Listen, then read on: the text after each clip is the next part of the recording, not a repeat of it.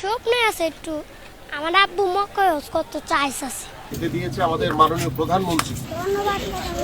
Corona পর্যন্ত এটা চলমান থাকবে, আল্লাহ আমাকে যদি বাঁচিয়ে রাখে। প্রধানমন্ত্রীর সহায়তায় বদলে গেল ছোট্ট পানি বিক্রেতা সুজনের গল্প।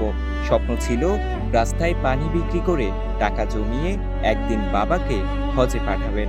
সেই স্বপ্ন পূরণের পথেই নতুন আশার আলো জ্বালালেন প্রধানমন্ত্রী তারেক রহমান। প্রধানমন্ত্রীর দেওয়া 1 লক্ষ টাকা ক্রীড়া প্রতিমন্ত্রী আমিনুল হকের হাত থেকে পেয়ে তার স্বপ্ন যেন আরো এক ধাপ এগিয়ে গেল। এটা দিয়েছে আমাদের মাননীয় প্রধানমন্ত্রী, আমাদের তারেক রহমান সাহেব। চিনো তাকে? কিন্তু অভাবের সংসারে সেই স্বপ্ন চাপা পড়ে যায় বাস্তবতার কাছে। বই খাতার বদলে কাঁধে তুলে নিতে হয় পানির ক্যারেট।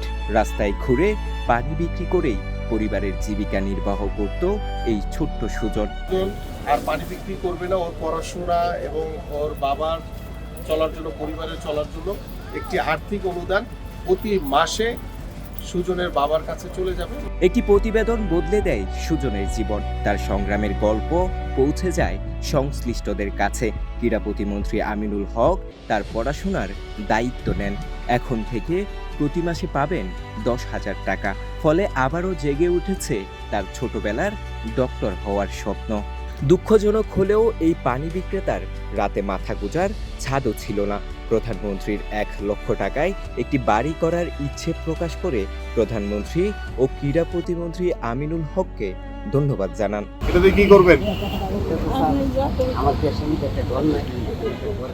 দীর্ঘ প্রায় 3.5 যুগ পর জনগণের ভোটে নির্বাচিত প্রধানমন্ত্রী হিসাবে দায়িত্ব নিয়েছেন তারেক রহমান। আর তার দেওয়া 1 লক্ষ টাকার উপহার যেন নতুন স্বস্তি পানি বিক্রেতা সুজন ও তার পরিবারের জন্য।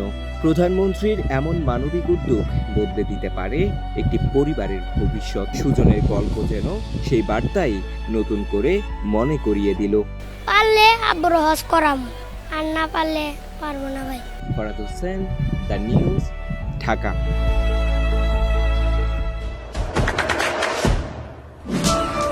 দেশে দেশে সবার সাথে দ্য নিউজ।